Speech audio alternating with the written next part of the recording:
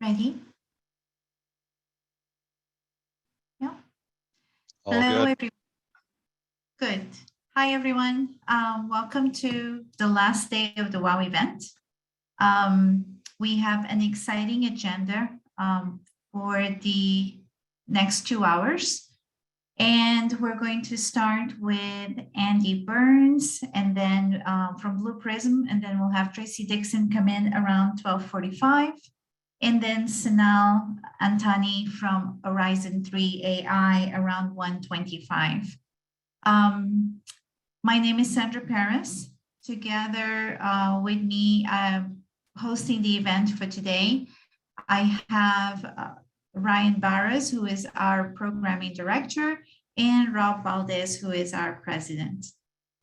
Andy comes to us from Blue Prism. He has significant experience in closing software sales across large and small organizations. He is he works globally throughout Asia Pacific, Europe, and he has several partners in the US. And his specializations include e-discovery, archiving data, big data, information management, governance, and automation. Without further ado, I give you Andy. Hey all. So thank you very much for joining me here today. I am about 25 years or so in enterprise IT. I've been a developer. I've been in support. I've been in all kinds of spaces. Most recently, talking about different technology solutions to folks like yourself. So Sandra, just do a display check here for me. Is the presentation coming through? Yes. All right. Now, I know that there are some security-minded folks on the line. You'll get this deck later, but feel free to hit the QR code. I will ruin the surprise at the end of the session about what that's for. What I want to talk about today is really the adoption of AI for good digital transformation activities. And there's a lot of concerns and issues around that.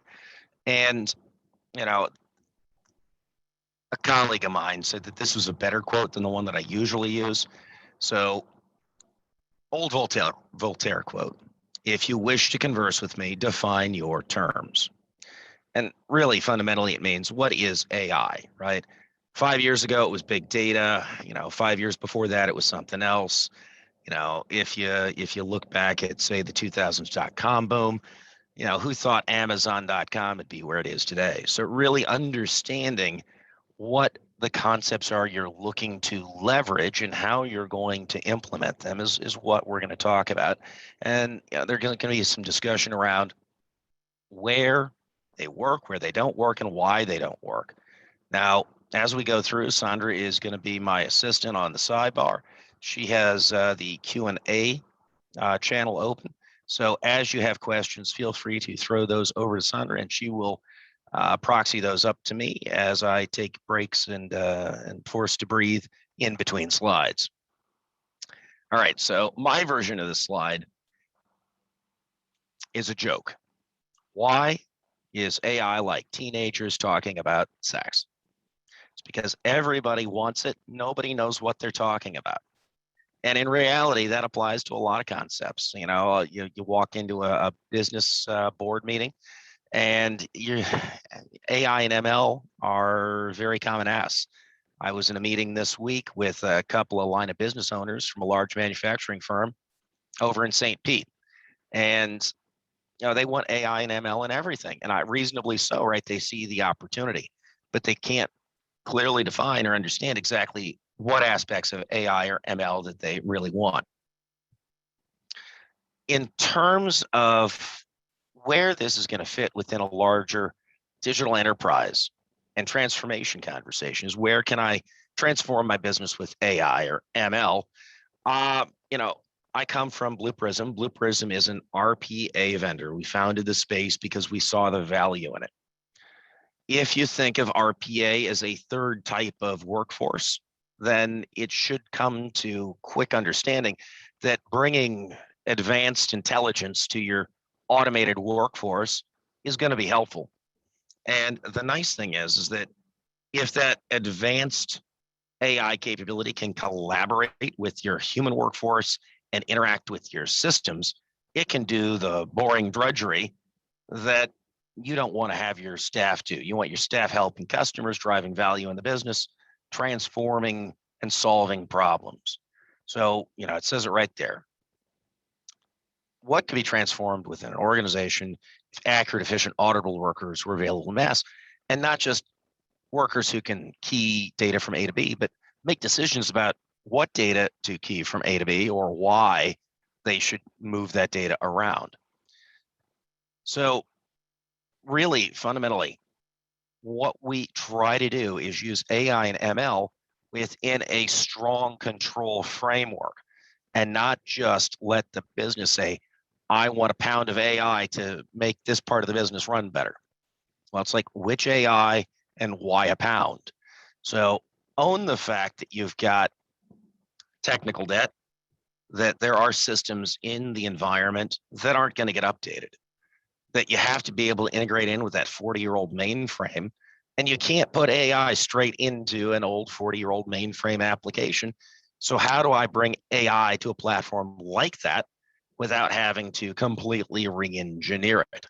So challenge the fact that you're stuck on a 40-year-old AS400 driven green screen application and recognize that you can make little changes about how you interact with that platform, say to move inventory around in warehouses, and use a ML decision engine to pull data from that green screen, make a decision about what to move, and then use another ML decision engine to decide where to move it, and based on cost of transfer, size of materials, all those different things, without having to be a data scientist, an AI PhD, or really even a developer. It's about democratizing advanced technologies. All right. So this slide, I like because start of my career, I started at IBM when Lou Gerstner was there. And this is a few years after, and Dr. John Kelly, he brought this up. And I'm going to read it off because I think it is worth reading directly off. The success of cognitive computing will not be measured by Turing tests of computer ability to mimic humans. It will be measured in a more practical way, like return on investment, new market opportunities, diseases cured, and lives saved. And this will probably resonate for everybody who knows IBM's big play back about 2015 for a thing they called Watson. And the key thing here is HAL from HAL 9000 from the old 2001 Space Odyssey movie is what everybody has in their mind as what AI is. In reality, I think most of us have learned AI is something that can make very focused, specific improvements in our day-to-day work, our day-to-day lives, but it is not something that is going to be able to do everything for us. And that is the Alexa problem, right? Everybody has finally figured out that Alexa isn't perfect or Siri isn't perfect. I hope I didn't just trigger everybody's Alexas and Siris in the background. But they are very specific applications of advanced capabilities. So what we have found, and this is my personal experience, my customers' experience, my company's experience across the organizations that we work with, that AI and ML are best applied in very narrow use cases driven by a specific business goal. So I'm going to take a quick breather, Sandra. I see that there are some numbers popping up in the chat bubble at the top of my dashboard here. Any questions or comments from folks out there? Are there particular areas where you've had success in types of AI or ML implementations?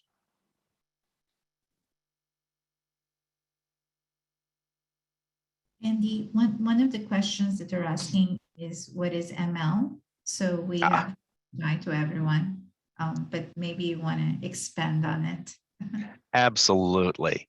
And I am guilty of technical jargoning people to death.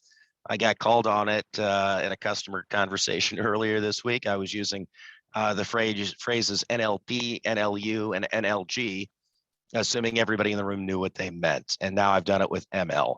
So let me give you some common AI phraseology. So you can certainly look this up on your own, but AI is artificial intelligence. And that is a big catch-all phrase for a number of specific types of intelligent decision-making algorithms. So, an algorithm's just a set of instructions on how to do something. ML is something called machine learning. And think of it as, from our perspective, a black box. And you might send in 5 or 6 items, data points, documents, inputs, numbers, whatever they happen to be, into this ML box. And it's going to spit out an answer. And that answer might be yes or no. It might be something else. But the idea is that machine learning gives you the ability to model complex human decision making without fully having to build it. So I think if you've ever, with your kids, had that exercise where you have to write down the instructions on how to make a peanut butter and jelly sandwich, I think at a young age, we all learn that describing how we do something can be really complicated, and describing complex decision-making logic can be even more complicated. So machine learning brings some advanced capabilities behind the scenes to that task, and that is what machine learning is. And then I mentioned natural language. That's something that you interact with Siri and with Alexa based on, but that same natural language capability where she understands that what a noun, a direct object, and a verb are, and she understands that those are in a sentence and can break that apart. You can do that in email. Chatbots do it every day for us. They take our garbage input and, kind of the master of natural language processing in our day-to-day lives, Google. And that Google search box, you type a sentence in, you'll get better results back instead of just typing in 2 or 3 keywords. I don't know about you, but I'm still wired because I've been doing searches for, 20 years on Google now. I still type in a couple of keywords, but that's a me problem, not a technology problem. Anything else out there, Sandra, before I move on? Someone loves your background. They would love to know if it's real or virtual. Definitely virtual. One of our key customers put out a background pack a couple of years ago at the start of the pandemic, and one of my favorites is the beautiful Ritz-Carlton Grand Cayman 7 Mile Beach. I like to pretend that I am always doing presentations from there, and I think that we should all meet up there for our next conference. And there is all right. Go ahead. Another one. Sorry. What is your opinion on how can we provide cyber insurance for machine learning when no one using it really knows the inner workings of the algorithms? So that is complicated. The inner working of the algorithms, you have to choose a AI or ML vendor that provides algorithmic audit. And, I use black box as an example in that ML discussion I gave earlier, but it doesn't have to be a black box. There are vendors on the market that you can see into the ML logic, and you can see why decisions were made. They can log audit points and decision-making logic in order to provide an explanation of why decision was made based on the inputs and what that output decision stage resulted in. So, using a cloud API AI product may or may not give you strong auditability of that system, and you may not be able to use it.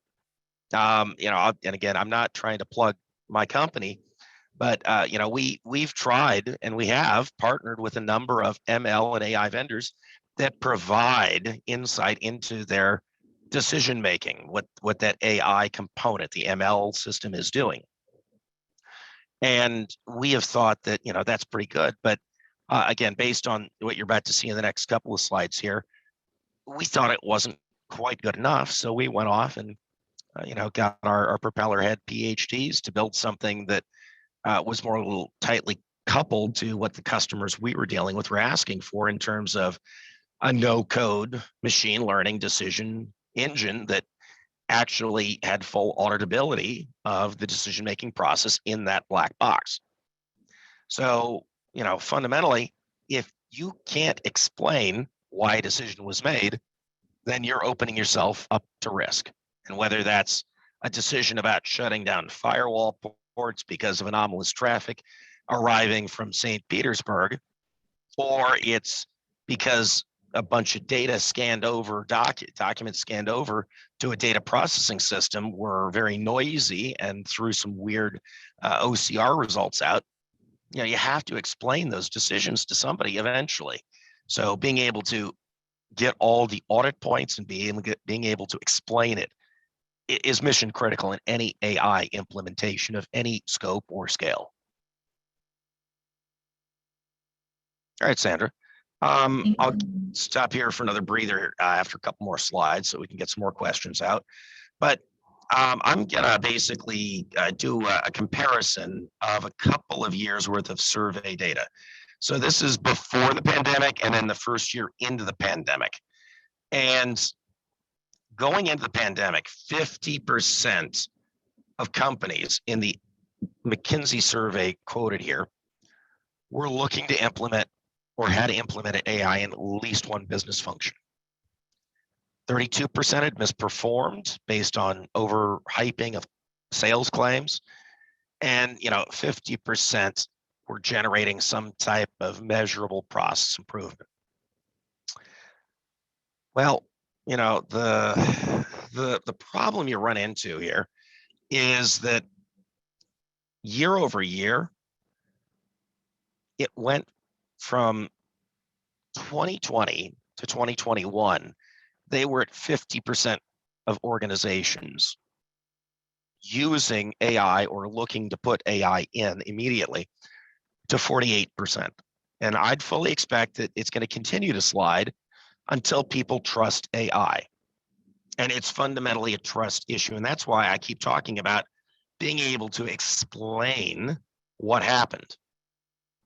And this is the slide from IDC that I think really explains the problems, right? This describes the number of organizations having serious implementation issues. And over on the right-hand side are the reasons why.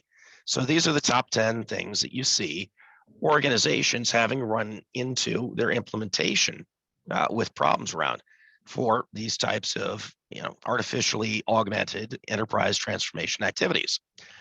At the top of the list, as expected, is AI technology didn't perform as expected or promised. And this is we're being sold that we're buying HAL 9000 and we get Robbie the robot.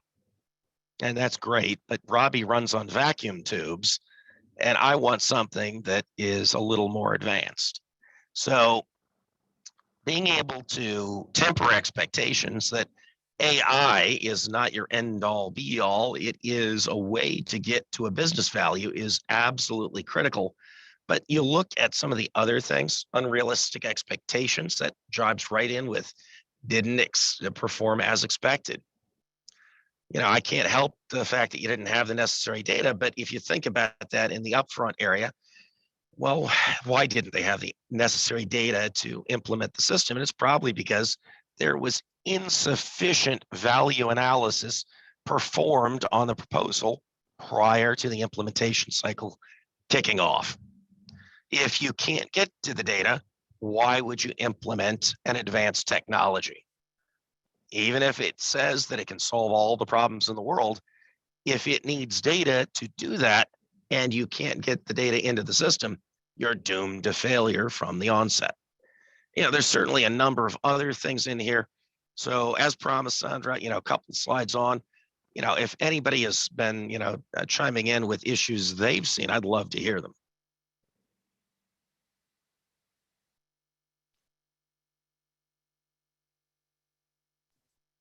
I suggest if there's any issues, if you could enter it on Q&A, and then maybe we can read them out loud for everyone. Okay. That's great. Andy, I do have a question from someone.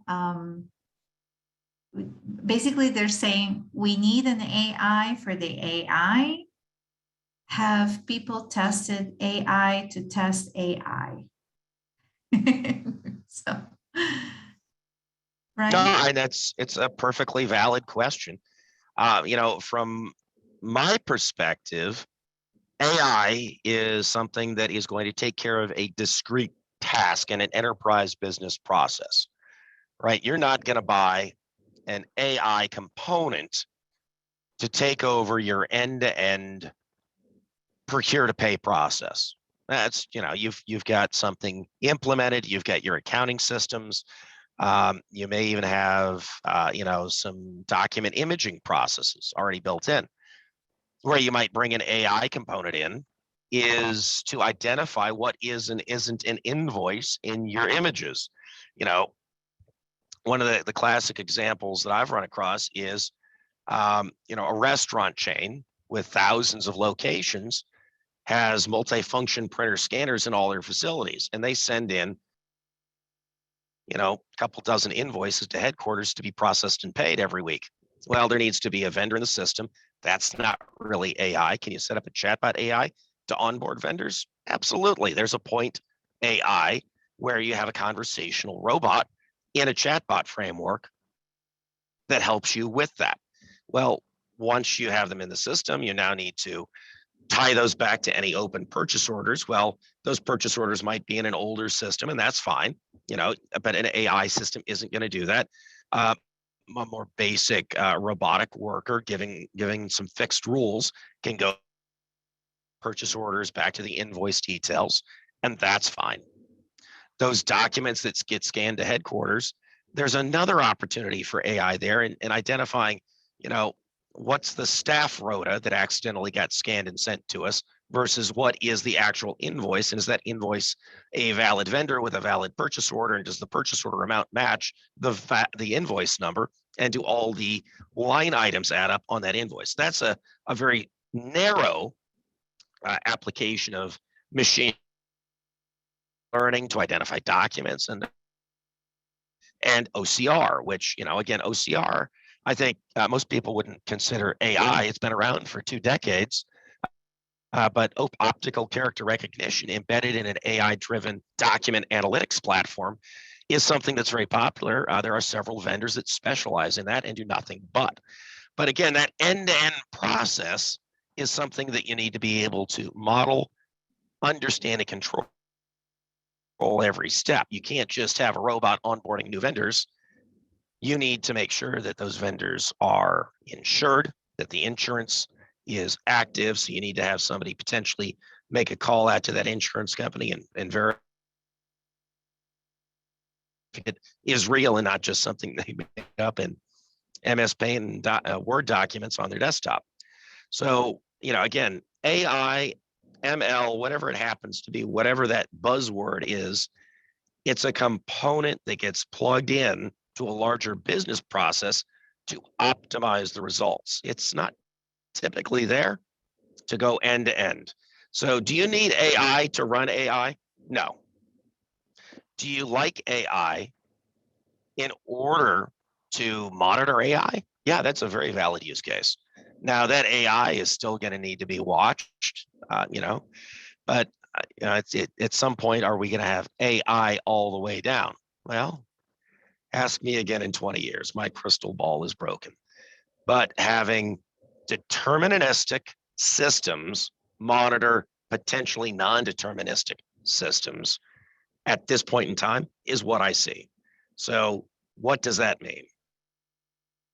It means being able to see on a whiteboard simply and easily how you're controlling your AI implementation, your AI footprint, your AI estate, and being able to put very easy to understand at a human level controls over how that AI or ML or natural language understanding system is being used. Now, Sandra, don't you regret asking me that question? No, I don't. Thank you for answering. All right. So just to make sure I'm keeping on time here, just a couple more slides. And this is something I've been talking about. This is the core message of everything that we've been talking about today. When you're looking to do an enterprise transformation using any type of AI, really focus on what your purpose is, right? The business has to trust that it's a purpose that you can actually improve. Why do you exist? Is this part of our core business? Do we need to do this? Make it as simple as possible and focus on point activities that can be easily improved. Think of this as 2-week scrum cycles, but on a digital enterprise transformation basis. You don't have to do a big bang digital transformation for the enterprise anymore. You can keep using your legacy IT infrastructure and enhance it with improved workflows and improved capabilities. But you have to look and understand what your purpose is so that when you look at the different workflows and processes in your business, you can identify what can be improved, what needs to be improved, and really mine and understand what is going on that may not be optimal for the business. Once you have that, you can then go out and start the transformation. Now, that transformation may end up not having anything to do with AI, may not be digital at all. It may be a human component.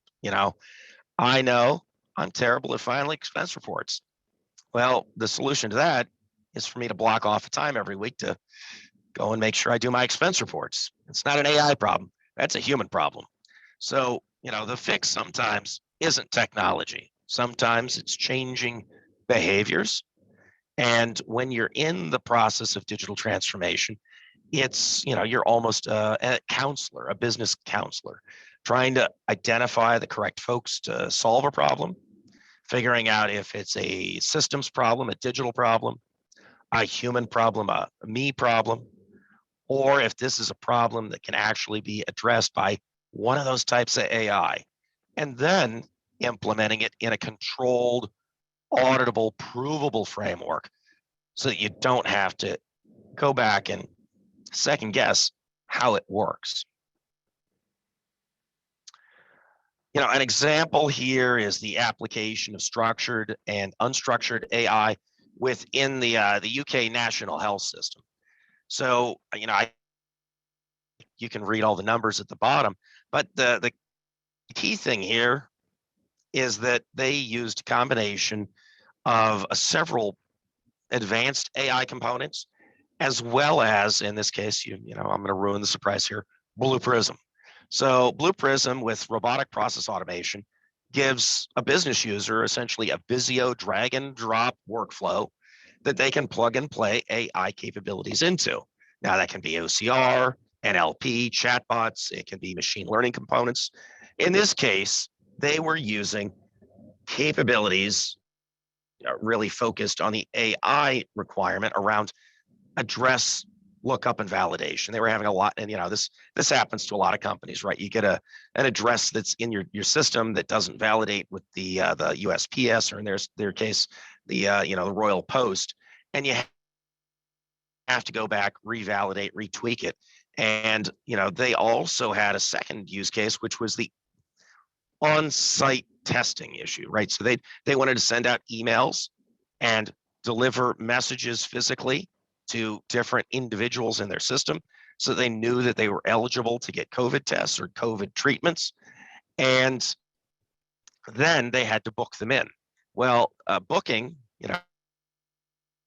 could just be a simple scheduling problem, or it could be a little more complicated. So depending on the individual coming in and their health background, which the NHS data systems know about, they can send them not just to the first available nearest appointment, but maybe it's somebody that requires a mobility service to get them to and from. So they could set it up to coordinate times and locations so that a cancer patient with no car or no ability to drive has a vehicle sent to them they're brought into the correct facility at the correct time, there are the correct protections in place for them, and then they get taken back. So, I think we're coming out of this time in our lives, but, it's a good use to understand that there are a number of uses in any, even an emerging or new type of use case. And I'm just going to close out with one more QR code. This is a different one. The first one, to ruin the surprise, was my LinkedIn page. So if anybody wanted to stalk me, I gave you that opportunity. This one is what we call our ROM, Robotic Operating Model.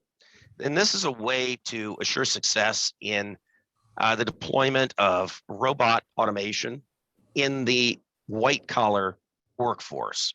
White collar career folks tend to see automation in much the same way. 50 years ago, my granddad saw automation on the manufacturing line taking away his work. Well, he didn't like that. So this is a 7 foundation methodology about how to set a vision, define your organization, your governance pipeline, your delivery methodology, the service model, how to work with the people and the technology to execute a clean robotic automation program and give you the ability to bring advanced AI into the business without making people resentful or unhappy with the implementation of AI and robotics in their day-to-day workflow, and help them to understand it's not there to replace them. It is there to make it easier for them to do their primary job, which is typically working with customers or improving the business, not shuffling paper. If people are there just to shuffle paper, well, then maybe that's a business model that doesn't need help. All right, Sandra, any remaining questions you want me to go into? Yes, so I do have a couple questions. When you were talking about the percentage of AI migration, can you confirm that you did say it was 50% before the pandemic and now it is less? That's correct. Yeah, during the pandemic, really, this is something that had been going on for a while. And the number started a little above 50%, and it has been falling. I haven't seen an updated survey just because we're early 2021, and I think they're still chewing through those survey responses at the moment. But it was starting a little above 50 as we went into the pandemic. As we entered the pandemic, it got into the 50 area, and then a year into the pandemic, it dropped into the 48 range. And a lot of the reasons that, again, that survey, the secondary IDC survey people were given, is that the AI platforms were not delivering on the promises they were making. And it's that AI, it's the bright shiny new thing. And you look at I'm not sure how many people on the phone are familiar with the Gartner hype cycle, but I think it's incredibly applicable to AI at the moment. Because again, define your terms. What is AI? AI is what every business wants because their friend said they implemented AI and it fixed all their problems, and that's great. Or I've got AI in my house. It's like, yeah, you do. It's Siri or it's Alexa, and guess what? 5 times out of 10, they don't know what I told them to do. So I don't know about you, but a couple of years ago, I had 5 Alexas in my house. Today, I have 0. I have fallen out of love with the joy of speech-based natural language interaction on a smart speaker. And I hope you're still in love with it because I think it has great potential, but we still got a lot of work to be done. So hopefully that answers the question and makes sense. But at the end of the day, it's about focus on one thing that can be improved by an advanced technology and delivering and not overhyping what it can deliver. If it can't deliver all the blue sky promises on the package label on that marketing website or that snazzy sales guy's pitch, then it's a waste of time and money for everybody, including the company selling it. Thank you, Andy. The next question is, what are some activities that should be considered during the development phase to mitigate some of the challenges? So, I might say that the key thing in mitigating challenges, I might be in South Florida now, but as a kid, I grew up in Iowa, and Iowa is just over the border from Missouri. So, common throughout the family was, we were a bunch of show me, don't tell me. I want to see this work with my data. You say that you can take a document, figure out what kind of document it is, and convert that to text that I can then have a robot enter. Well, that's great. Here's 50 of my documents. Show me. That's fundamentally it. Define the scope of the project first, evaluate your vendors, down select, and then ask for that proof. How you get that proof shouldn't be a YouTube video, shouldn't be a slick presentation, sure shouldn't be a PowerPoint. You should be able to see your own data in a sandbox working exactly the way they say it will work. And then it can be embedded into a larger enterprise technology stack or automated business process control platform. But if it doesn't work in a very tight scenario, then you've got a problem. And it has to work at a relatively high accuracy to be of value. And this comes back to one of my first AI implementations. And these days, it wouldn't even be considered an AI implementation. This was 20 years ago. I was in the business of using natural language, understanding technologies, and PhDs at that time to do email supervision for broker dealers. And 90% accuracy in a lot of things is considered good. But when you've got 5,000 brokers sending 100 emails a day, that's 500,000 emails. Well, if you get 10% of those that you have to look at because the AI couldn't flag them as yes or no, 10% of 500,000 is an awful lot of human review. So 98% is really good. 2% of that 500,000, that's manageable communications review on a human level. So, identify how you're handling your AI exceptions, because AI is going to have exceptions that it throws, and you're going to have a human there to be their coworker to help train and retrain them on how to do their job. And if initially you've got 10% being sent to those human coworkers to review, that's fine, but it better drop to 1 or 2% real quick, because 10% is not sustainable. It's too expensive. So hopefully that's a good explanation. Thank you, Andy, so much. I haven't seen any more questions. I do have a request that if you could please send a link to your screen background. It's very popular. Will do.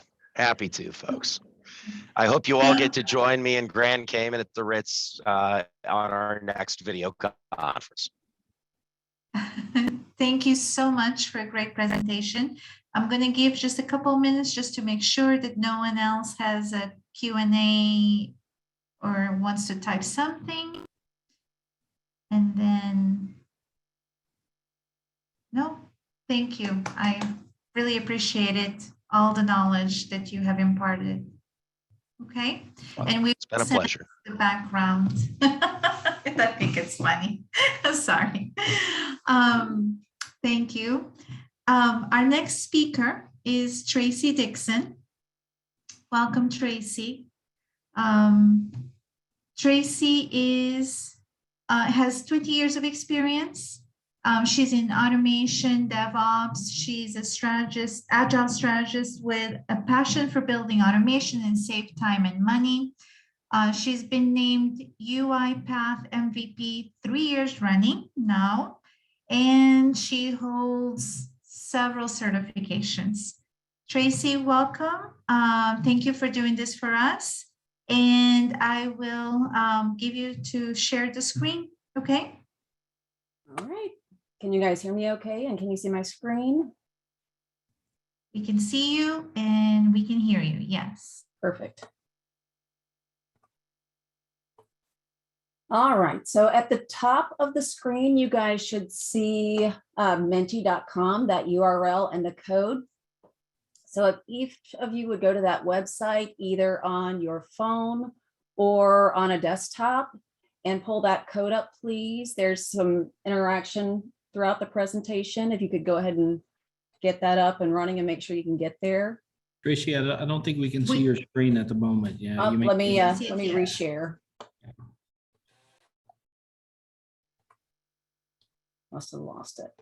Let's try that again. Yep, there it is. Oh, I had it for a moment there. All right. Are you guys able to still see it? You can see menti.com and the code at the Yes. top. All right. So if each of you will pull that up either on your mobile or on a desktop phone, make sure you can get to that website.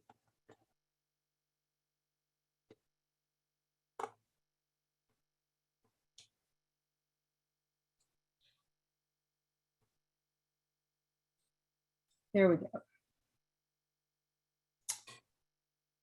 And that code is on each of the next few pages, so you guys can get there. So what are we going to talk about today?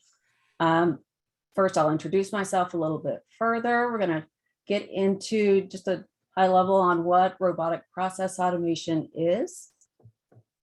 We're going to talk a little bit further about what that looks like in practice, especially in the IT security realm.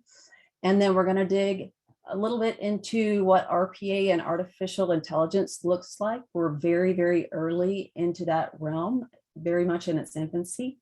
And then I'll talk about where you can go to get resources if you are ready for more. So first, a little bit more about me. I'm with Centric Consulting. My role is Operational Excellence and UiPath Partnership Lead. I am the UiPath MVP 3 times running now. They just announced that this week. So what does that mean? It just means that they named me a significant collaborator in the UiPath community. I like to talk about automation, you may have guessed that, and I really like to help people. I like to help people do meaningful things with their time and to automate all of the rest of the stuff. So think timesheets and expense reports and things that you don't want to spend your day doing. So you can do things that really matter, things that you want to spend time with doing your human brain. The code at the top of the slide is menti.com, menti.com. So MENTI. And then the code is 42557058. It's at the top of each of these slides. All right, so my role is really to help people and companies strategize on what to automate. So to help you guys pick out what's best. Each of you can automate individually. Doesn't have to just be for your company. You can automate for a charity, for yourself, just personally. You do not have to be a developer. I do hold a handful of certifications, both in automation and in some different products, both project management, Microsoft projects. I am mama to 4 children, wife to a firefighter. I am a board member for the National Alliance on Mental Illness that provides services to those with mental illness and friends and family. And then I am an alumni for Leadership Jacksonville. When it's not a pandemic time, I like to practice jujitsu and be on the water. So hopefully everybody has got the code up on their phone. The first exercise, so you guys can test it out, is when you think of robots and automation, what is the first word or phrase that comes to mind? So go ahead and get that going on your phone. You can put in more than one if you'd like. And as you do, we'll start to see them on the screen. The more often the word is put out there, the bigger and more central it will be. So let's see what you guys come up with.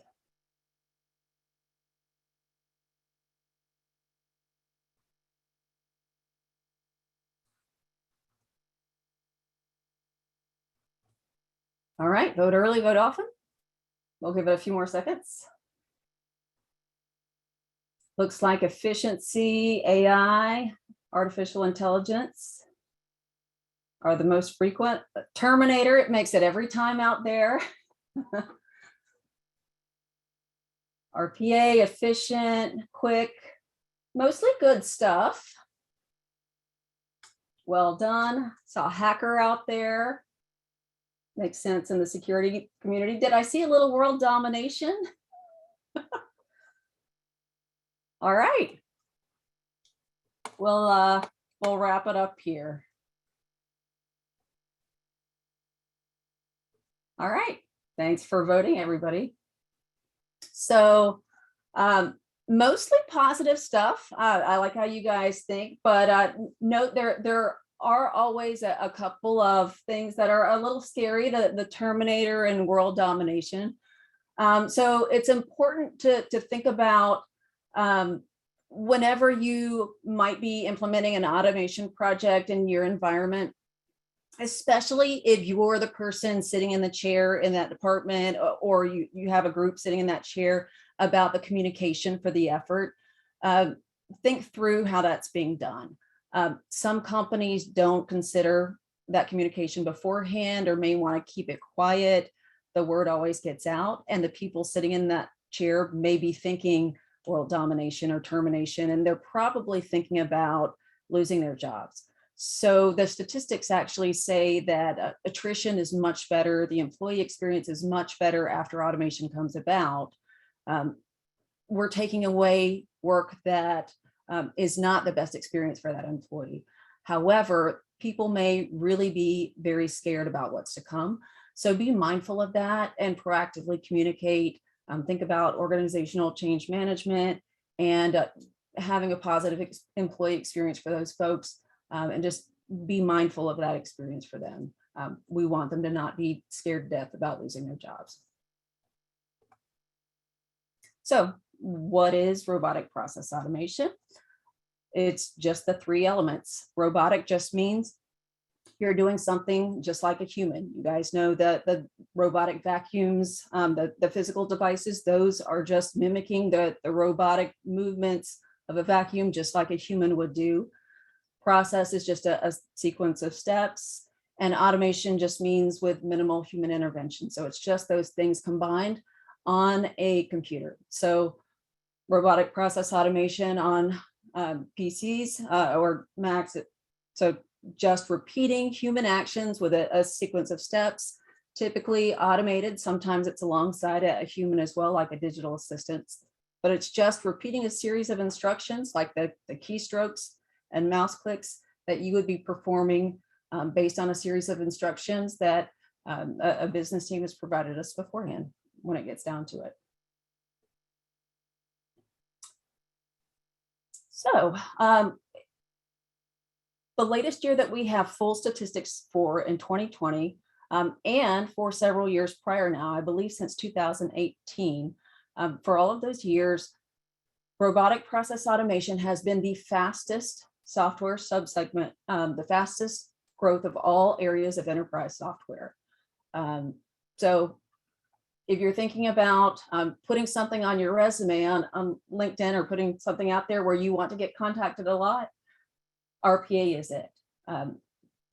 Companies simply cannot hire enough resources in that area. It is the #1 growth area. We don't know what the stats are quite yet for last year. It was predicted to be 20%, but you can see what they were in 2019. It's a phenomenal growth area.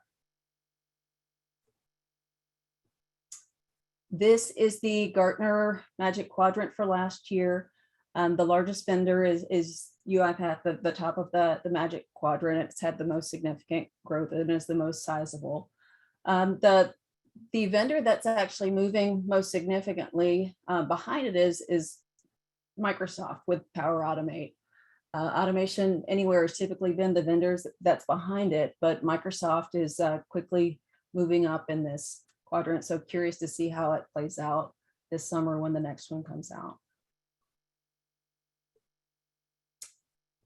So interestingly enough, on the average for each of us, about half of the activities that we perform each day are estimated to be something that could be automated. So if you think about all of the bits and pieces of the work that you do, about half, of the emails, of the things that you type, the reports, all of the pieces of your day are things that could likely be automated. Now, for those of us that are in technology, a lot of us are, this is good news because over the next decade or so, this requires a very significant change in staffing to support all of the stuff that will be automated. Estimated that there's going to be a 91% need for increase in roles with advanced IT skills and a 70% increase in roles that have basic digital skills. On the other side, they'll need a lot more folks that have, emotional intelligence and empathy, but gone are those roles that are highly administrative, repetitive, rote, those type of positions are long gone. So in the chat, any guesses as to how many roles are likely to be fully automatable where those could be eliminated? Any guess as to what percentage? Type in the chat. What percentage of roles are potentially eliminated because they're fully automatable? Oh, I see one person that's right so far.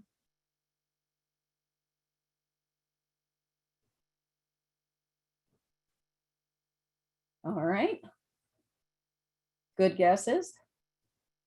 All right, the answer to this, 5%.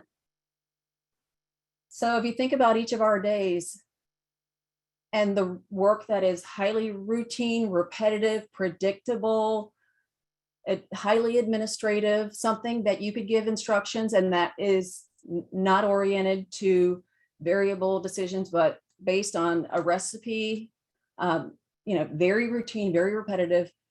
Not many of our days are exactly like that day after day and so extremely routine and repetitive. So very, very few jobs are like that. Not very many. So only 5%. So good news on the whole. And those jobs that are, those folks are going to have to be reskilled, and it's going to skew either, more oriented to talking to customers, that emotional intelligence work, or more oriented to IT.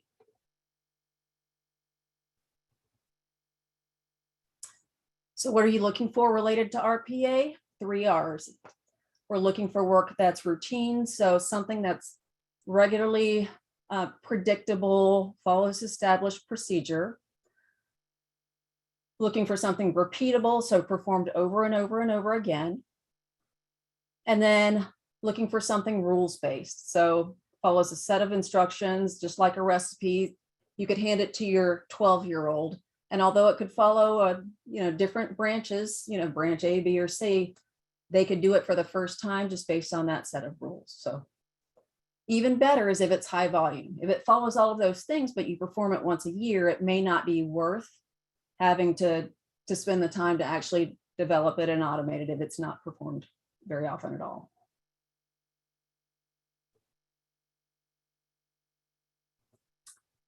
Now, these are the typical types of things that are most often automated at companies. These are very common processes.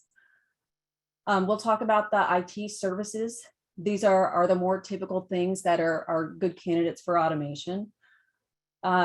Identity management, monitoring, software, and some of these things are already automated in the cloud, but automation, RPA, can go above and beyond what's typically done. So monitoring, for example, not only can you automate monitoring, you can also automate the response, for example. I talked to a client that had to pay someone overnight to bring up a whole series of healthcare daily morning processes, and they had a checklist of numerous things they had to do, and then follow a set of procedures. If a standard system wasn't online, there was a whole series of things they had to do to try to get that system online in order for a group of physicians to be able to perform their job throughout the day and not affect a number of patients. Well, with automation, not only can you check and monitor all of that, but the automation can also perform that set of procedures as well. So it goes well beyond just monitoring to see if the system is up.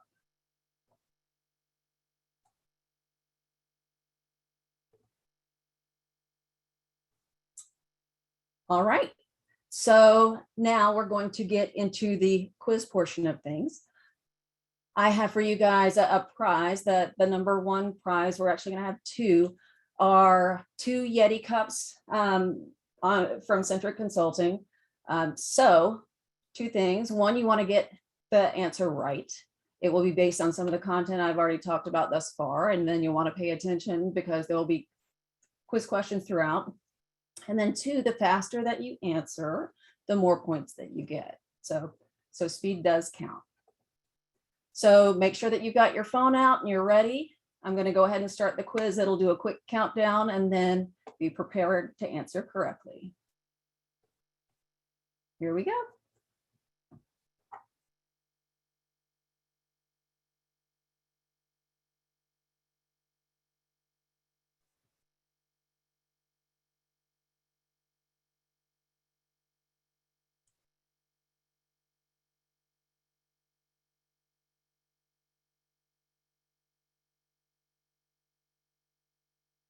All right, so the primary benefit of RPA for a team is that it leaves you time to do meaningful work. RPA is for automating things that are not meaningful. So think to timesheets. Nobody is super looking forward to resetting a user's password. It's not the highlight of your day. Or, hey, setting up a new account, or hey, keying in that termination for somebody that left the company today. It's really not what you are really looking forward to doing when you get to work.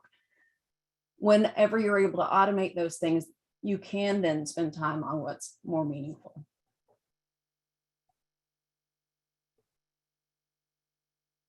All right, so we'll have a leaderboard after each of the questions. There are a total of 5.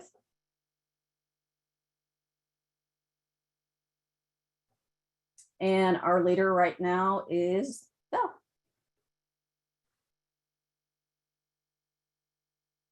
Nice job. All right, so here is a little bit more sophisticated example of an automation. And this is automation without any AI added. So this is more of a standard automation.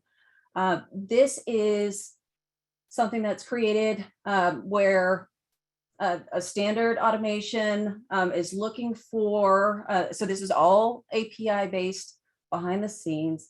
It is looking for a brute force attack. Whenever it detects this, a set of rules is put in place. Whenever it detects something along these lines, it will create a network security group. It's looking for alerts. There's a queue of information out there based on the rules that are put in place. It can also alert human beings. It could send texts. It could send additional alerts to other resources. It does not have to be simply something that's done by a machine and human beings are not involved in the mix. It will also block the IP. It's resolved. Tickets are created. It's all logged. But based on whatever the human users have decided for the response to be. So this is a complete automated system where the automation takes care of all of these activities. This can escalate, depending on what the rules are. If this continues to happen, and there could be additional things that are taking place and human beings involved. But this is a complete automation where, in this case, the robot takes care of all of this on its own.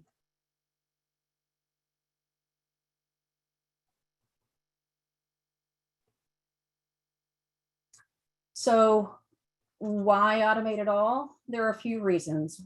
One, automations are typically pretty short projects. A simple process can be just 4 to 6 weeks. You install the software on top of other software, so you don't have to switch a tool that you're using. The setup time is very quick, and your team can actually move to other things that they find more enjoyable. But like I mentioned before, attrition is lower once you take away some of these more mundane tasks. And it blends into existing tools. Say you have to key from one system to the other. Nobody enjoys that. Dual entry is not anything anybody delights in. That can be really hard on your team. The system can take care of all of this, and then your people can move on to other things. You have higher quality, better experience for everyone. You don't have to switch systems at all. The ROI is quick. Robots can be less expensive. They typically always are less expensive than paying a person to constantly do this. So the cost savings is there.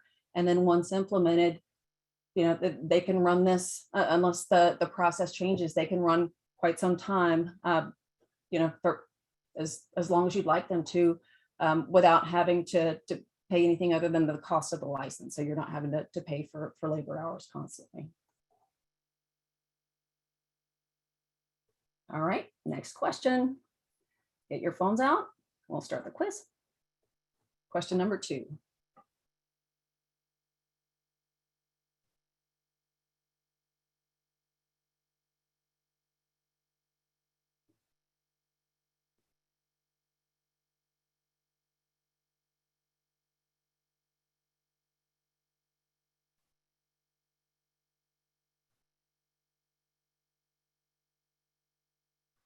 Nice job. The majority of you got that right. So the 3 R's are routine, rules-based, and repeatable. So the one that is not the 3 R's is regulated, which most of you got that correct. So let's see who's in the lead.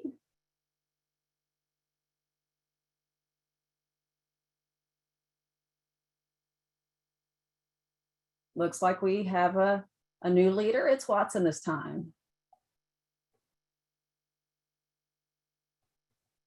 So let's talk about the intersection for RPA and artificial intelligence. So AI was more introduced in the 2010s. We saw that with Uber, with Amazon, Netflix, and Alexa. We talked about having Alexa. I think she's answering in the background here at my house. We have a few around here. So AI with RPA, we see it with chatbots. We see it with natural language processing, in typing chatbots and conversational chatbots. We see it with the ability to process documents, so OCR, and we see it with the ability to make decisions with automations and learn image processing, the ability to recognize images. So there are lots of different ways, numerous ways. So process mining, the ability to gather processes from a company and determine which ones might be best for automating in the future. So definitely in its infancy, but growing. So RPA continues to grow, but it's starting to be so common that at least the major companies, nearly all of them have RPA in some way. By next year, it's estimated that 90% will have some form of RPA, at least in the majorly large organizations. And certainly AI is growing. It's growing to $6.6 trillion estimate by 2030, as far as the amount attributed to productivity increase. So still considered small in the RPA world. It's just very early, but definitely a growing area. All right, next quiz question.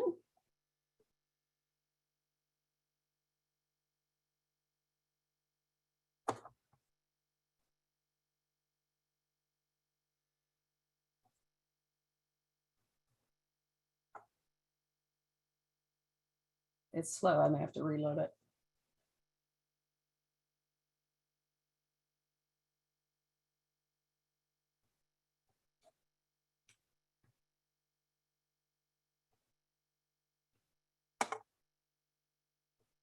I want to reload the page.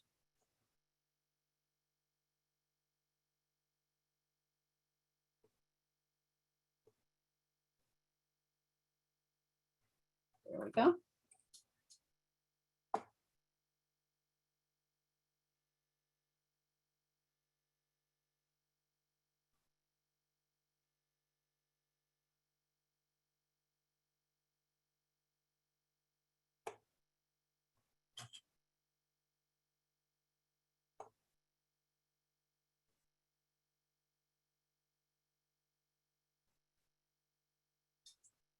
So 50%, about half of our daily tasks on average can be automated, half.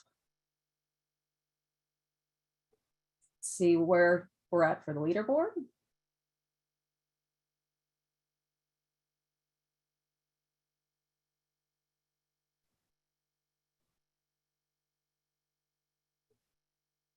Roboto Loco, back on top.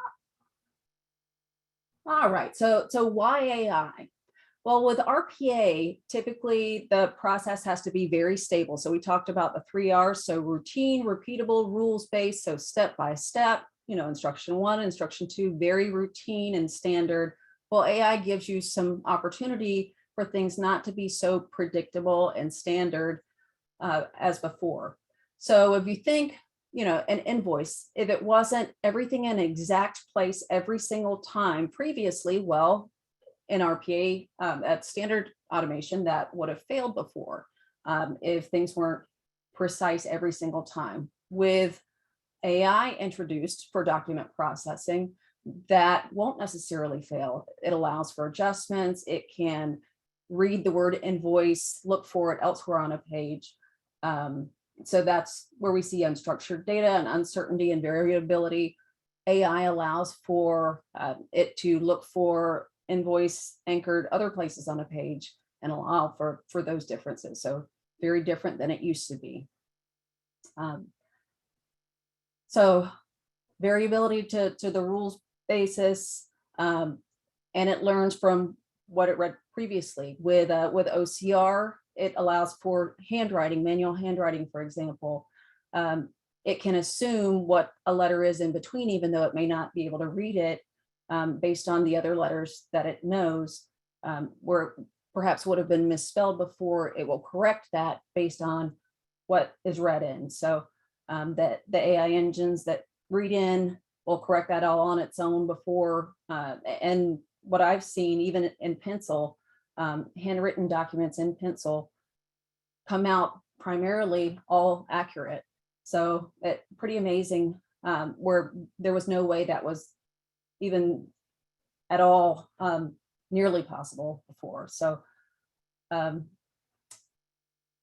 it's not difficult to implement. So the outsides of the Googles and Microsofts, they've created tooling that you apply to the RPA automation that you've already created. These are not things that you have to create on your own.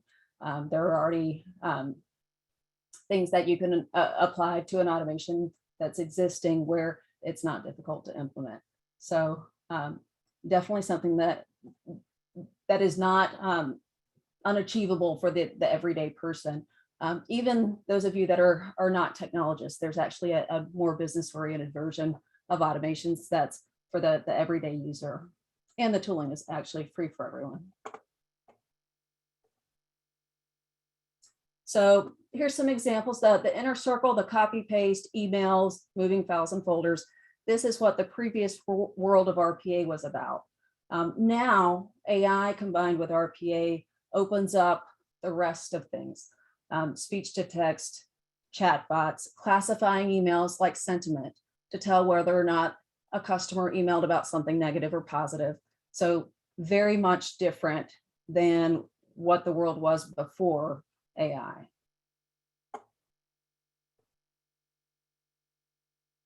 All right, question 4. Oops, sorry, I went past it.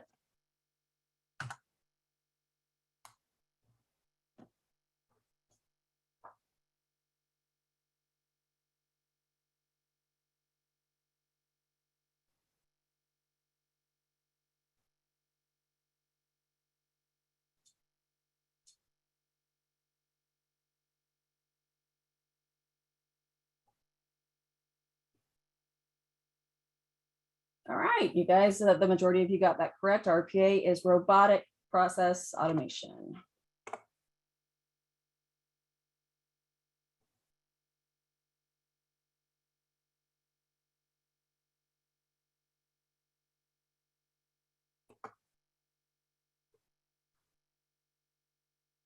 Still in the lead.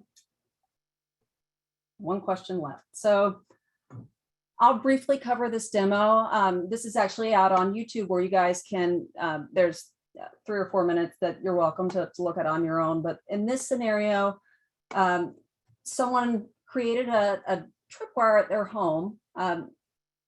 If some vehicle drove up, it sent images, and automation would review images, read any markings on the side of the vehicle, or recognize the vehicle as their own, and would turn on lights if they're at home, text someone, or could text someone. It could follow a series of rules just depending on whatever you so choose. It could turn on lighting at your house. If you're a parent, I know for me, I would have it text me if it was my child, depending on the scenario.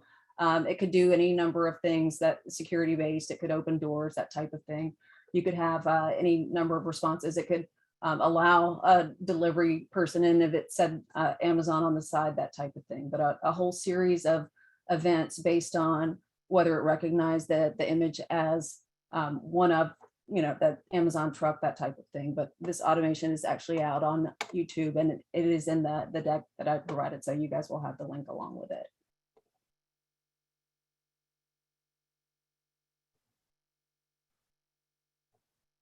So a few use cases before we see the last question. The types of things that you guys could use AI in: fraud detection, help desk responses, so password resets, and even updating of passwords where no human has to be involved in what the password was. It can actually store the new passwords and regularly update them. Onboarding and offboarding. I know I've done automations myself for a pretty lengthy and complex termination process. That one was an epic where there were probably 10 different steps and many different screens. Identifying entities, looking for anomalies related to security, social media images, looking for reviewing those and ensuring that they're not inappropriate. All of those have been implemented cases where AI has been involved. So there are numerous others. Really, the sky's the limit. All right, final question.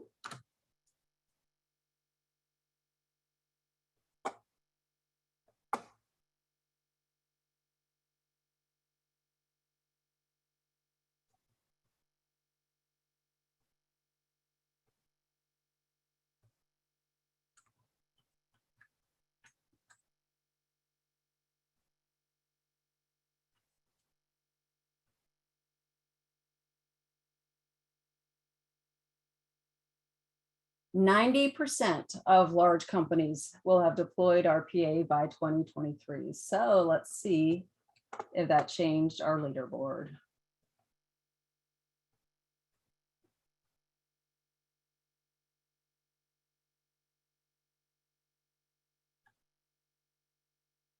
So our top 2 were Roboto Loco, and number 2 was Dragonite. So you guys want to name yourselves?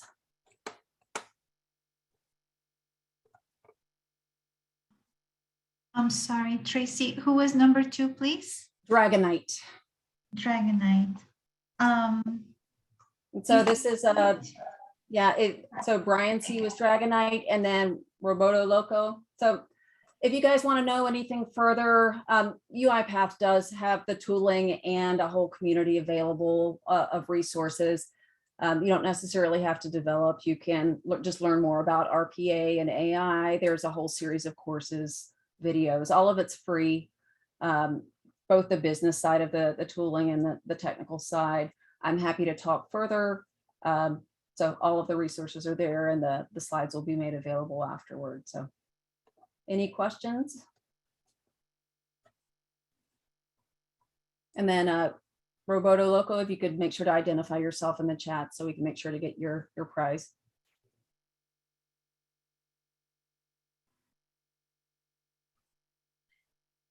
I don't seem to have any questions, but I know some people seem to be having problems with Menti. So unfortunately, they couldn't all get in. So, Sorry to hear that. Any questions on RPA or AI that I can answer for anyone?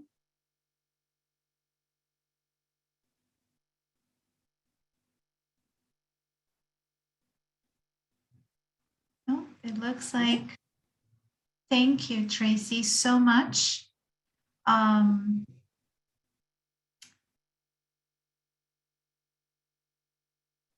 Everybody's thanking you. And what was the question on Blue sentiment. Prism versus UiPath? Oh, Andy, are you still there? Sandra, I'm seeing a question in the Q&A also. Do you think an audit team can install RPA on their own? Do I think, what was that? Do you think an audit team can install RPA on their own? Yes. So the tooling is made where you can install it pretty easily, as long as you have rights on your machine. That the installation itself is made where you can install it on a single machine. It's pretty much click through, next, that type of thing. It's not complex to install. Okay, and there's another question just came in. Are there any specific compliance requirements if a company has RPA?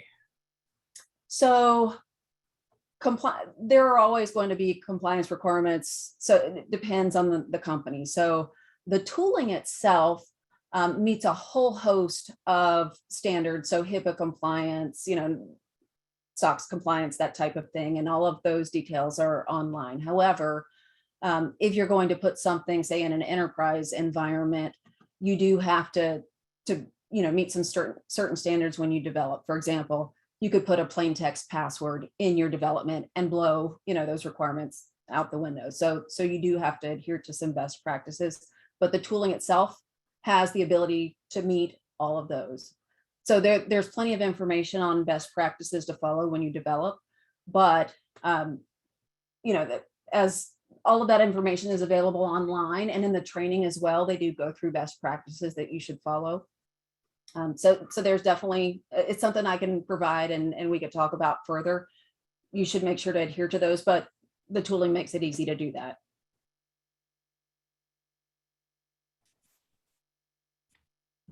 And I think if you could go, there was a question on Blue Prism versus UiPath. If you could expand on what the question was related to that, I'm happy to answer it. Haven't seen any additional feedback on that yet, but I do see one other question related to the implementation. So do we need a tech team to implement and support this effort? And what's the one key ingredient, for example, learning UiPath? So as far as a tech team to implement, people, you go as far with it as you choose. People can absolutely implement it on their single machine and run an automation as an individual just fine if your company allows it. Of course, you don't want to do anything that your company doesn't allow for.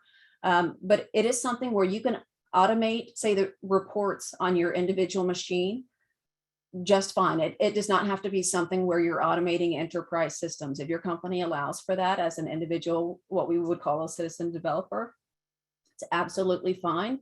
You're a more productive employee, totally fine. And that's permissible. UiPath allows for individuals to install that as an individual license for training purposes and for learning.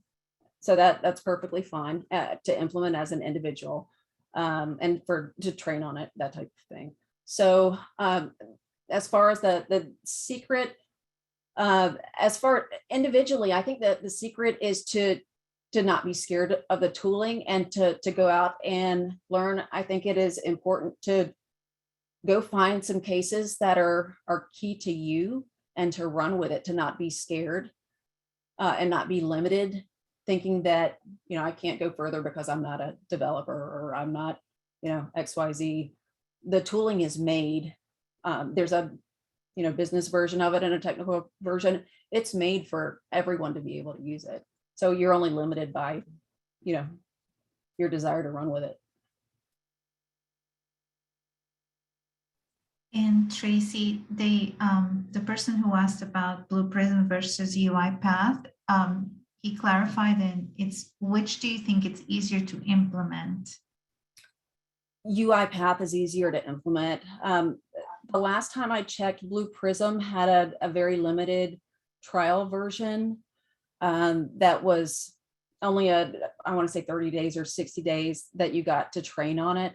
And so UiPath, you can install it and you can train on it as long as you'd like. So just given the fact that you can train on it for any length of time, obviously that's a much easier, you have much longer ability to learn, and you can pretty much have it for personal use. It called the community version of UiPath as long as you'd like. So it's much easier to learn on, and they have a very robust learning system and community where if you have problems, you can always, go out to the Slack channel and ask, and people will help you if you get stuck.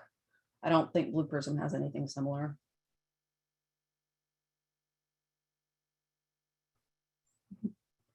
I don't have good jujitsu clips, at least not here. But YouTube does, I'm sure. I know people are looking for screen backgrounds. Thank you so much, Tracy. Sure. A great presentation. Thank you for your time. Thank you. I'm going to introduce the next speaker, Snehal Antani. He's an entrepreneur, technologist, and investor. He's the CEO and co-founder of Horizon 3 AI, a cybersecurity company using AI to deliver autonomous penetration testing. Prior to Horizon 3, Snehal served as CTO for the Joint Special Operations Command, JSOC, and he led AI innovation and digital transformation initiatives for the command. And before he joined US Special Ops, he was CTO and SVP at Splunk. He had CIO roles at GE Capital, and he started his career as a software engineer in IBM. Welcome, Snehal. How are you? Excellent. Can you guys hear me okay? Yes. All right. So thank you for the time. I appreciate it. And I'm looking forward to speaking to the group here. A little bit more about my background as we get fired up and I share my slides is I speak from the point of view of a practitioner. So during my time as a CIO, I had to sit in the hot seat and both explain up and out to the board and to regulators our security posture and do so in a defensible manner, while at the same time being down and in, helping my team decide what not to fix. Because that was really the hardest part of my job as a CIO in security, was we had way too many problems to go solve. We didn't have a lot of capacity. And so I was constantly making trade-offs for what to fix, what not to fix, and why, and do so in a defensible and explainable way to leadership. So what I wanted to share with all of you guys today is kind of my journey as a practitioner trying to proactively harden my security posture and using that experience to build out my defense in depth strategy, the limitations and challenges that I saw within this world, and my motivation as a result for starting a cybersecurity company. And I'm the co-founder and CEO of Horizon 3, but really the journey is going to be about my experience kind of going through this process of defense in depth. So first, for the bulk of the folks on the call, I'm sure you've had to deal with this in some way. But what do I mean by defense in depth? It's all about creating multiple layers of security controls in your environment. So when you've got a castle, you don't just have a single gate for people to go through and just trust that single gate's going to keep your castle secure. You've got multiple layers of defense so that as an attacker defeats one protection mechanism, you have other mechanisms that are in place. And what that creates for you is a series of redundancies in the event that a single control fails. And what you'll see in effective organizations, just like you saw, back in the Gilded era, this principle of training like you fight. So you don't want to wait for an attack to know that your security controls are working or not working. You want to be constantly training like your fight to verify your effectiveness, verify the controls work, verify your processes and procedures work, verify that your people know what to do ahead of time so that during crisis, it's muscle memory. And this is probably the single biggest takeaway I got from working in special operations was how much effort and time and resources they put in to training like they fight. for that singular purpose that when crisis occurs, you are not innovating on the fly, but your reaction is muscle memory because you've been training and rehearsing over and over again.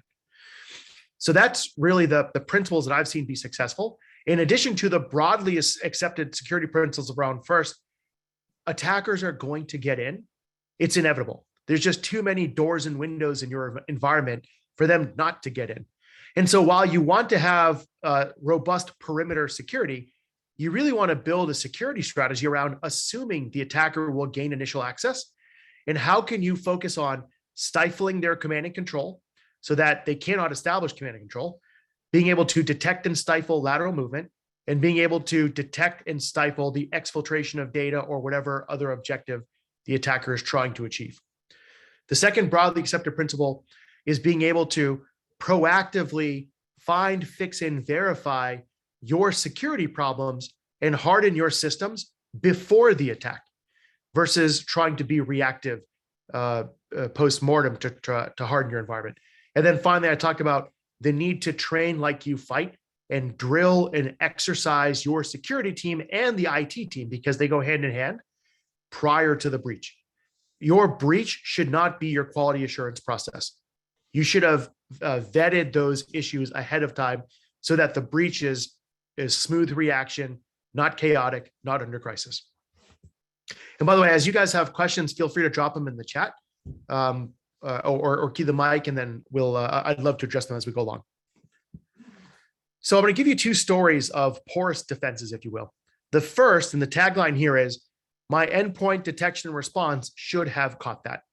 Some background information. First, in an attack, there's this process called LSAS, your local security authority subsystem and service process. This is the process in Windows where once you log in, it'll store your credentials locally or within that Windows domain. So you don't have to log in over and over again to access a network drive or other protected resources. And that's a process that's very valuable on that Windows box and within that domain, that EDRs are designed to protect from attackers gaining access. Because if an attacker can gain access to the LSAS process and dump its memory, they're going to get access to all of your passwords in plain text, as well as your NTLM hashes, Kerberos tickets, and so on. So it's a really big deal if somebody can dump the LSAS process. The second piece of background information here is domain admin. In Windows, that is the super account that gives an attacker access to your entire Active Directory environment. If an attacker can become a domain admin, they have keys to the kingdom. That's it. It's game over for you. They can burrow, they can lock you out, they can do whatever they want. So one of the things that we were able to do at Horizon 3 and what we deliver is autonomous pen testing. We give the power of a 20-year pen testing veteran to a network engineer in just 3 clicks. So we're not a consulting service. We are a SaaS offering that does continuous automated pen testing of your environment. And our product, Node Zero, starts off as an unauthenticated user within your environment. You assume initial access and you allow it to execute its attack. Node Zero was able to successfully dump the LSAS process, grab those credentials, and then find a path to become a domain administrator. And at this particular medical clinic, Fortinet was their EDR, and Fortinet didn't detect it. And if you look at the Fortinet marketing brochures, everything about their marketing says they should have stopped this attack. So you can imagine everyone's surprise when this is what happened. And this is what the attack looked like. Node Zero started on this, the attacker gained initial access on this host with this IP. The attacker then did 2 things in parallel. It ran an attacker tool called Responder, which does man-in-the-middle type hash collection. From there, we're able to grab the proof and show we collected a hash. We were then able to crack that hash, show proof that we could crack the hash in its clear text password. Separately, we found the domain controller. We found that SMB was running. We were able to successfully log in to the domain controller as a domain admin and gain access to keys to the kingdom. Not a single CVE was used in this attack. And this is, by the way, how ransomware and criminal organizations and others execute. Attackers don't have to hack in using vulnerabilities and malware like you see in 0 days, like you see in the movies. Often they're able to harvest credentials and live off the land in order to achieve their objective. What happened here is that of the 10,000 hosts that this customer had, Fortinet's EDR product was not properly installed on 3 of them. And there's no way the medical clinic would have known that unless they had attacked themselves or waited to be attacked. Separately, now we understand how we were able to dump LSAS. EDR wasn't configured right. But how did we laterally maneuver and become a domain admin? The marketing brochure for this product says Fortinet should have stopped that. Well, it turns out that the medical clinic didn't buy the right add-on products and modules to detect lateral movement. So they were operating under a false sense of security. And I would rather, as a CIO, find this problem while training like I fight than waiting for a breach and trying to explain to the board why my Fortinet expenses, of which I was paying millions of dollars a year, failed to protect me because I, as a CIO, allowed a misconfiguration to occur. So I'll pause there, let you guys kind of soak that in for a moment. And once again, as you have questions, I'll try to pull up the chat here and see what you guys have. Cool. The next story I'm going to tell you is I thought we were patched is the tagline. So the background here is Zero Logon. Zero Logon was a brutal vulnerability from 2020 that CISA pushed out. It allowed attackers to gain access to all of the user IDs and passwords within a domain with effectively no effort. Very easy to exploit. Also very easy to fix. You just had to patch the correct components within your network environment. Here, Node Zero, our autonomous pen testing product, was able to successfully exploit Zero Logon within their domain controllers. But Microsoft and Qualys reports were both saying that Zero Logon was patched. So you can imagine the customer's surprise when we showed the proof of us successfully being able to exploit Zero Logon. And that proof was really important because at first, when we showed that we were able to exploit Zero Logon, the customer immediately said, nope, this is BS, it's a false positive, it's a simulation. And we had to reiterate, we don't simulate. We attack as an authentic attacker, and we give you that authentic perspective. After some digging, it turns out that the Zero Logon patch itself has 2 steps. Step 1 is update the Windows registry keys to show that the patch has been applied. Step 2 is actually apply the binary. Well, step 1 passed, but step 2, when the binary was actually being applied, Cylance blocked the binary from being installed. So this customer had been misreporting their Zero Logon status for 18 months because both the Microsoft reports and the Qualys reports, they don't actually exploit Zero Logon to verify that it's patched or not patched. They just looked at the Windows registry keys, which showed an update. And so as a side effect, what they now have is, in addition to Patch Tuesday, they've implemented Pen Test Wednesday to verify that all of their patches have actually been applied and their issues have been mitigated and remediated here. And yeah, and Frank, I see your comment here around managed firewall. Once again, back to layers of defense. Their firewall should have protected this exploitation, but it didn't, right? Once again, back to a variety of misconfigurations. So the key here is proof of exploitation. And that's what helps ensure that this is not a false positive. We were able to successfully exploit it. Here is the proof. Here is the command we executed. Go off and try it for yourself. And now let's go figure out how to fix it. Rerun the pen test to verify that the problem has been resolved, so you know for sure that the issue is no longer exploitable. So if you take a step back from both of those attack paradigms or examples, I said this before, attackers don't have to hack in like the movies, they log in with valid credentials that they've harvested. What an attacker will do, for instance, is go to LinkedIn and get all of your employee names. It's pretty easy to figure out what your user ID is going to be. First name, last initial at companyname.com or some variation of that. And what an attacker is going to do is now take those user IDs and then apply credential spraying and other techniques to find a single user ID that either has a bad password or they reuse their Netflix password to log into your corporate systems. Because there are billions of passwords available on the dark web, for various people, and attackers will harvest and use that as part of their credentialed stuffing and credential spraying techniques. So if you've got 1,000 employees, all it takes is one of them to have a bad password or credentialed reuse. Now the attacker is able to gain that single access. And remember, they're not trying to log in 3 different times and triggering an account lockout. They're logging in once for each ID, knowing that most likely one of them is going to work. Once they're in, they're going to pilfer and iterate by looking for additional information to take and live off the land. And then finally, they're going to be able to chain together misconfigurations, dangerous product defaults, credential reuse. And if you look at the top 10 vulnerabilities from 2020, 6 or so, or 7 of those 10 are not CVEs.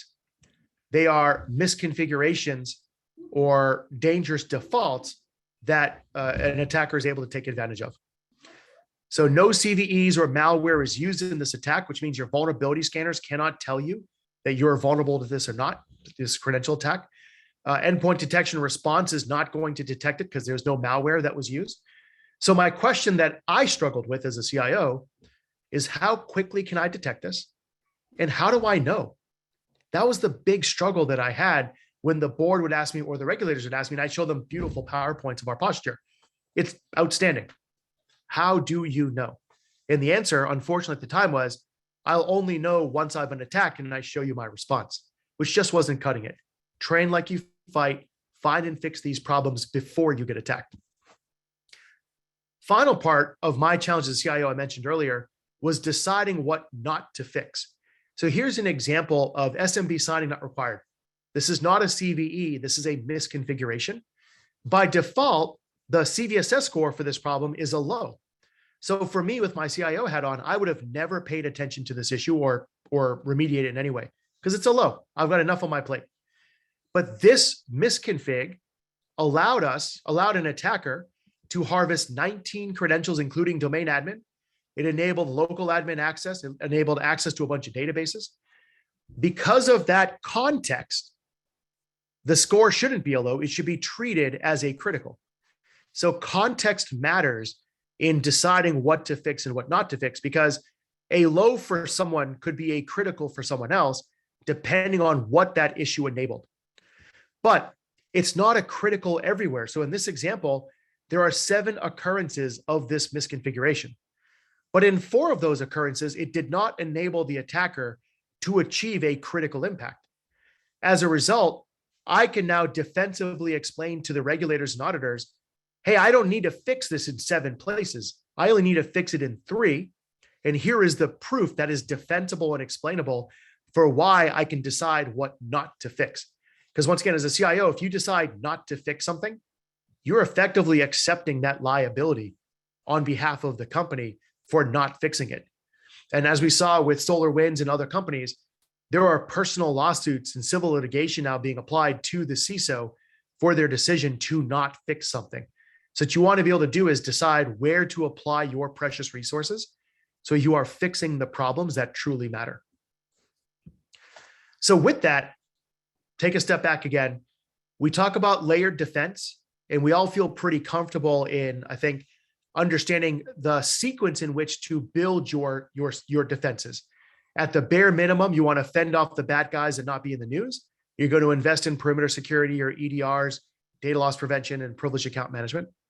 Once you've got the basics, you want to now keep up with the adversary and start to detect their advanced threat vectors, start to systematically reduce your attack surface, try to find ways to automatically disrupt a kill chain. So you're going to go off and invest in building out your SIEM, building out your asset discovery and asset management, building out your SOAR tools.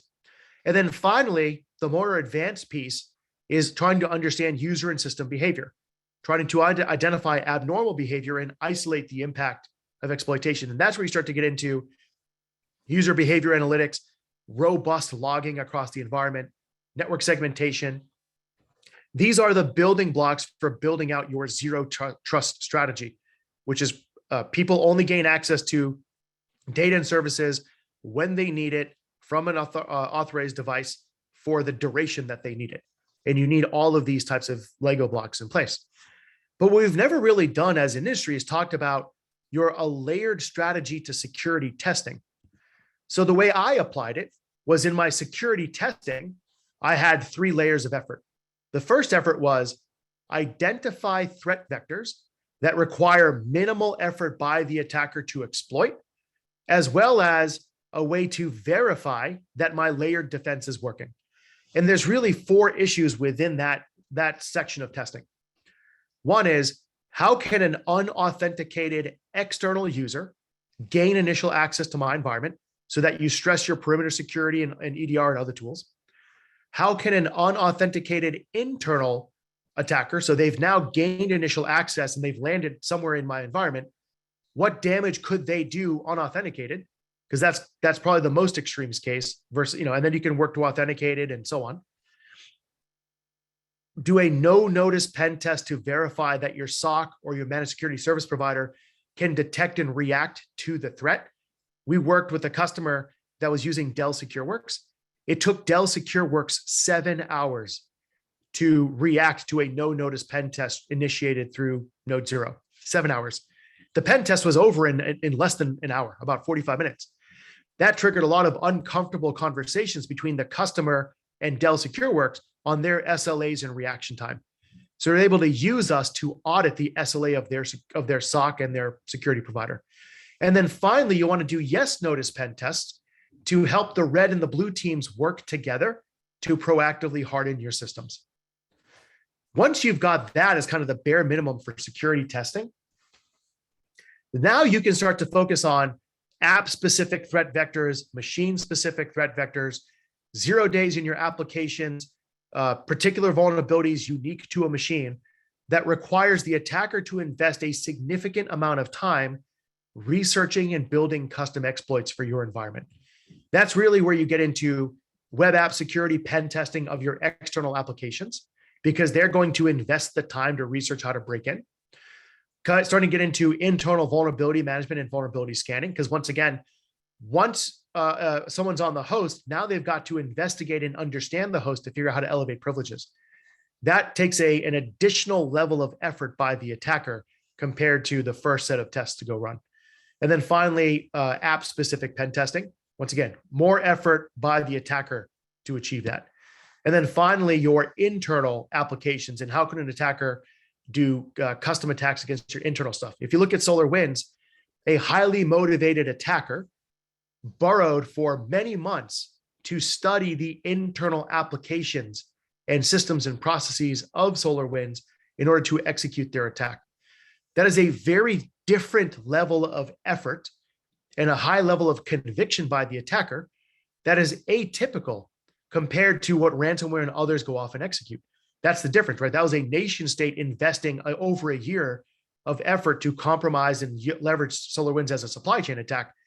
But ransomware organizations aren't going to do that. Criminal organizations aren't going to do that. They're going to focus on the issues that are identified, that are easy to exploit, that they can spray and pray against a large group of potential targets. So if you look at the sequence that I adopted, my top priority was doing the bare minimum to fend off the bad guys, and also the easiest, the least amount of effort for exploitation. So my layered testing was focused on those 4 items. My layered defense focused on those 4 items. That was my top priority. You can then see how I sequenced the rest in. I then invested in building out my SIM. I then invested in building out more app and machine specific vectors. I then started to add more advanced security, and then finally starting to beef up my internal app security posture. Where we fit as Horizon 3 is in that upper right box, where customers use us for unauthenticated external, unauthenticated internal, no notice pen tests, and yes notice pen tests. Cool. So real quick, in a couple of minutes, and I'll save time for questions.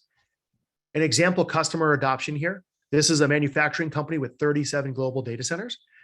They were paying $35,000 per pen test to consultants. These guys would show up once or twice a year, poke them in the eye, leave behind a PDF report. Most of the time, the PDF was exactly what they found the previous time. And as a result, they had this perception of being secure, and they were checking the box for their regulators that they ran a pen test, but they still got breached because they weren't training like they fight. So the CISO got breached. And remember, for those that are CISOs here, your regulator or compliance person, it's not their name that's in the news when you get breached. It's your name. So that's something I took very personally. And I therefore didn't view compliance equals security. I viewed compliance as a report of my security, but it was completely different. Being secure was making sure that I wasn't going to end up in the news. We went from cold email to deal close in 8 weeks. Their adoption, they went from 1 or 2 pen tests per year to 16 pen tests per month. They used us as a sparring partner for the SOC, both yes notice and no notice pen testing, for instance. And then they used their network engineers. We gave them security superpowers, because really what we're designed for is the blue team, the IT admins, network engineers, in 3 clicks has the power of a 20-year pen testing veteran. So they ended up in this cycle where they would run us to find problems, the blue team would fix, and then they'd rerun us to verify that the fixes were completed. And this find, fix, verify cycle created the culture of purple teaming, of red and blue working together. And the impact as a result, you can see when they first started using us, they started to find, fix, verify. Eventually they hit this cultural critical mass where the red and blue team started working well together. And you can see a dramatic reduction in the weaknesses per host, a dramatic acceleration in mean time to resolution for a particular weakness or problem. And they were saving tons of hours per pen test of not having to do rework and not having to persuade one team or the other that this was real or not real, because we provided the proof. And so the IT team didn't have to debate or argue or think it was a false positive. The proof is right there. Here's the command, go off and run it. And here's an example. So this is of all the hosts that we fingerprinted, we'll show you that. And here's a particular host, VMware environment. Former Splunk CTO, one of the biggest frustrations my customers would complain to me about is deciding what not to log, because they were always running into Splunk license issues. So one of the first things our customers used us for was, after running a pen test, they'd look at all the hosts and see, hey, this host is deemed critical by the pen test, by node 0, because it enabled us to achieve a critical impact. But there's a whole bunch that are lows or mediums. So they ended up shifting their Splunk logging strategy to overlog from those that were critical and underlog from the hosts that were deemed low. So they now have an accurate way to decide what to log and what not to log. And if you zoom in, every single action the pen test algorithms took against that host is listed. So there is zero black boxness here. You as a defender can look at that host and understand every single attacker command that was executed.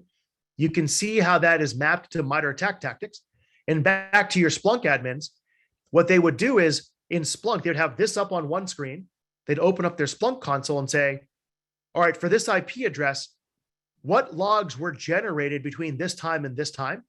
And why were no logs generated for the VMware vCenter dump hashes? We're clearly not logging the correct information from vCenter or from the syslogs or others on that host. And you end up in this find, fix, verify your security logging process in addition to hardening your environment.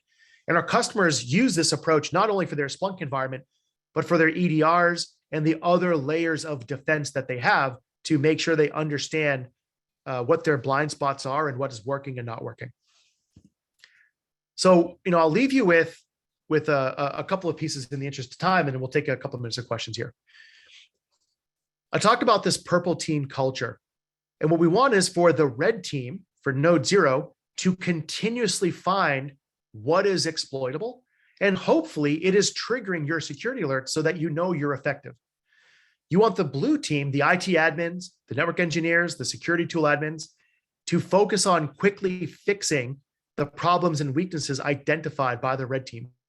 And you want to create this cycle between those two organizations or teams so that they're continuously finding, fixing, and verifying. And you want to use that and do that in parallel to the SOC, whose sole job is defense. Defend the enterprise by detecting beacons, lateral movement, and exfil. And this is the security posture I ended up building out multiple times now. What we've done with node 0 is, instead of having to stand up your own in-house red team which is really hard talent to find and also very expensive. You're able to either completely replace that team with us, or in more advanced shops, apply a form of human machine teaming where you use us to go broad and deep and find all the juicy stuff. And you let your humans probe very deeply in specific areas that acquire unique human expertise. And that's really the adoption in the model that we've rolled out. So I'm going to pause there. We'll send these slides out and you can kind of see the overall journey and how I applied my layers of defense.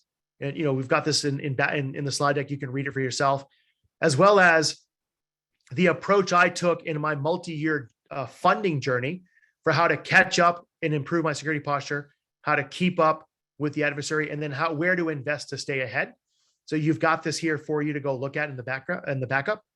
And then finally, a little about us as a team and a company. Snehal Antani, I'm the co-founder and CTO. I'm the former CTO of JSOC, so within US Special Operations. That's where I met my co-founder, Tony, who was my deputy CTO. It also came from the US Special Operations community. Former CTO of Splunk, former CIO of GE Capital. So I speak from a practitioner standpoint. And you can see where we end up sitting as a company is this intersection of pen testing, breach attack simulation, vulnerability scanning, tools that I personally had to deal with that I absolutely hated because they didn't help me harden my environment or decide what not to fix.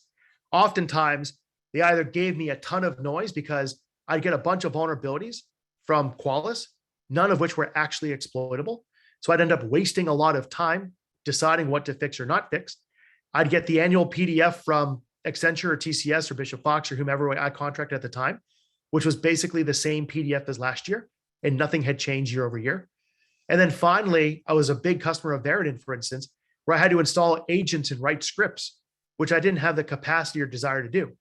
So I wanted to be able to do continuous pen testing without requiring consultants, without requiring any agents be installed, and not have to write any custom scripts myself.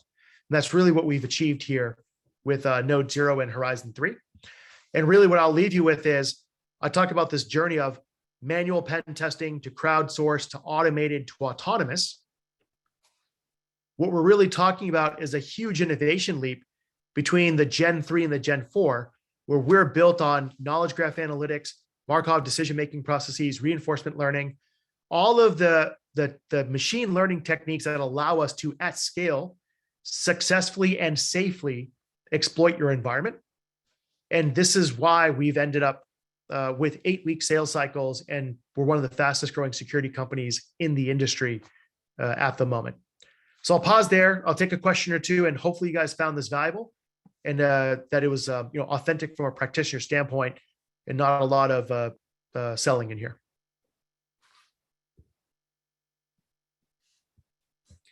And for more information, you can click on the link, you can go to the website. And thank you for the time. And I'm easy to find. Find me on LinkedIn. I try to share as much of my lessons learned as possible. And I look forward to enjoying sunny Florida sometime soon. I can catch up with all of you guys.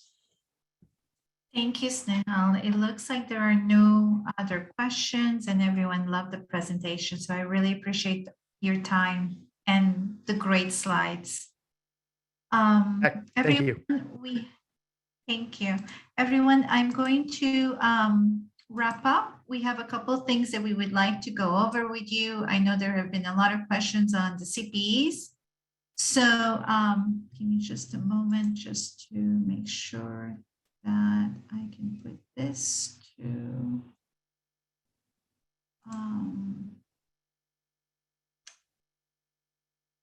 sorry, it's Friday and I am tired. Sorry. Why can't I do this? There we go. Just a second. Okay, there we go. So CPEs. Some of you may have attended the great 3 days that we had. Some of you may have not. It is based on the number of hours that you were logged in across all 3 days. It will be emailed to you with the email address that you logged in with. Okay. And within the next 5 to 7 days, you should see it on your inbox. The other item that I'd like to go over with everyone is we had some sponsors for this event who are Audit Board and 24/7 security. Thank you very much. We have a couple of prizes that we would like to raffle. And what we're going to do in order for you to be included in it, we're going to launch a poll and to make sure that we only capture if you opt in to be part of the raffle, okay? For questions of privacy and so on. So the first one that I am going to launch is for the 24/7 prizes. Please, if you could just answer the questions. I'm going to give a couple seconds for you guys to respond.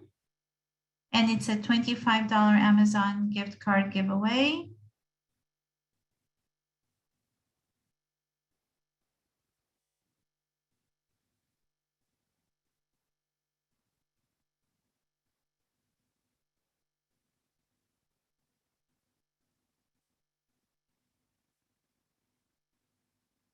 Okay, I think everyone has had a chance. Perfect, so I'm going to end the poll.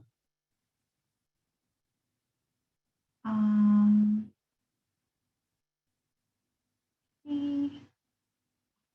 Sorry. And the next one, and I'm sorry, Rob, do I need to launch another one for Audit Board? For Yes, Audit already. Board, we can put that into the chat. I'm gonna put a link in the chat where you can self register in Audit Board's raffle for some Apple AirPods. And so I just put a link in the chat right now that if you click on that link, then you can enter your own information into a landing page that Audit Board has prepared for us. And if you do, then you will be entered directly into that raffle. Thanks, Sandra. Thank you. Okay, so for the 24/7, if you won, you will receive a notification. For those of you who participate through the Audit Board link, the notifications will also be next week. Okay, and thank you so much for the sponsors. Thank you so much to the speakers. And the last item, there were a lot of questions about the origin of our WOW event. It originated in 2007, and we just wanted to make sure that, we didn't forget to give credit to Tom Peters, who wrote a book about the pursuit of WOW. And couple of administrative things. This whole event, it has been possible through the volunteers, through the board, through the people that are here hosting with me, Clay, Rob, V, Ryan. And so every year we have elections. You're all welcome to participate, to volunteer. Our elections are open through March 25th. And our nomination forms are posted to this website here that I am showing. And lastly, a few statistics. We have more than 1,100 members. We have events every month. We hope to have events soon that are, in-person networking. We currently have 585 members who are CISA certified. And then to the right, you can see, for CISM, for CRISC, those are the other most popular ones. We offer courses every semester. And if you have any questions, please go to our website at ISACASFL.org or reach out to any of us, that you have seen. We send you emails about the events. You are welcome to reach out to any of our board members. And that is it. I want to thank the speakers. I want to thank the panelists that were with me. I don't know if we have any questions. Let me see real quickly. Thank you everyone who attended. And